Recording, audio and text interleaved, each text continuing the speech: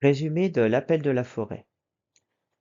Buck est un chien qui vit confortablement en Californie chez le juge Miller. Il est un jour enlevé par le jardinier du juge, Manuel, qui le vend à un trafiquant de chiens de traîneau pour rembourser des dettes de jeu. Avant d'être vendu, il est dressé par l'homme au sweater rouge qui le frappe à coups de gourdin. Il est ensuite racheté par Perrault, qui l'emmène dans le Grand Nord pour délivrer le courrier du gouvernement canadien. Durant cette période, Buck est confronté à la brutalité de sa nouvelle vie et doit trouver la force de survivre et de s'adapter au froid de l'Alaska et du Yukon. Devant s'imposer face aux autres chiens de la meute, il apprend à voler de la viande ainsi qu'à se battre pour survivre. Il apprend aussi à creuser un trou dans le sol pour s'abriter du froid la nuit. Un autre chien devient son ennemi juré, Spitz, qui dirige l'attelage. C'est un chien cruel, qui est furieux parce que Buck lui tient tête.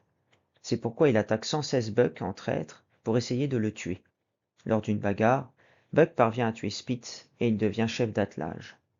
Buck est respecté par les autres chiens et sous sa direction, ils donnent le meilleur d'eux-mêmes. Il découvre ainsi l'amour de la piste et tire une grande fierté de son rôle de chef d'attelage. Après avoir terminé sa mission, Perrault vend Buck et tous les chiens de son attelage à Hal, Charles et Mercedes, une famille d'amateurs qui part faire fortune dans le Grand Nord.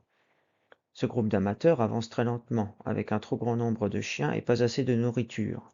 Les chiens sont donc sous-alimentés et fatigués, car ils n'ont pas eu de repos et doivent tirer Mercedes qui est assise sur le traîneau. Ils arrivent quasiment à la fin de l'hiver à la rivière White River. Ils y rencontrent John Thornton qui les met en garde car la glace est trop fragile, mais Hal, Charles et Mercedes ne veulent pas l'écouter et décident de repartir. Les chiens exténués et amaigris se lèvent un par un, sauf Buck, qui refuse de se lever même sous les coups de fouet et de bâton de Hal. Il est sauvé par John Thornton qui frappe Hal et sauve Buck de la mort. Buck devient le chien de John. Quelques instants après, Hal, Charles et Mercedes se remettent en route avec tous les autres chiens, mais la glace, fragile, se brise et le traîneau, les chiens et leur maître sont emportés par le courant. Extrêmement mal en point à cause des mauvais traitements et du manque de nourriture, Buck se rétablit en compagnie de John Thornton. C'est un maître respectable qui inspire amour et respect à Buck. Il est si attaché à son nouveau maître qu'il est prêt à sauter dans un ravin sur son ordre. Il est sauvé in extremis par John.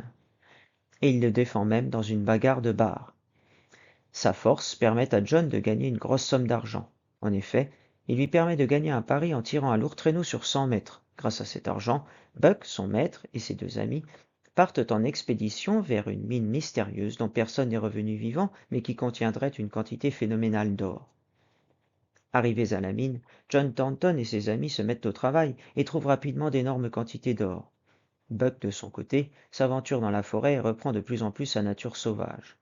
Il se nourrit grâce à la chasse et rencontre un loup avec lequel il joue quelque temps. Mais l'amour de son maître le ramène toujours au camp après des disparitions plus ou moins longues. Un jour cependant, après une disparition plus longue que les autres, Buck revient au camp et découvre que John et tous les autres ont été massacrés par les Indiens de la tribu Yihats. Buck, pris d'une folie meurtrière, tue les assassins les uns après les autres, jusqu'à ce que les derniers d'entre eux s'enfuient.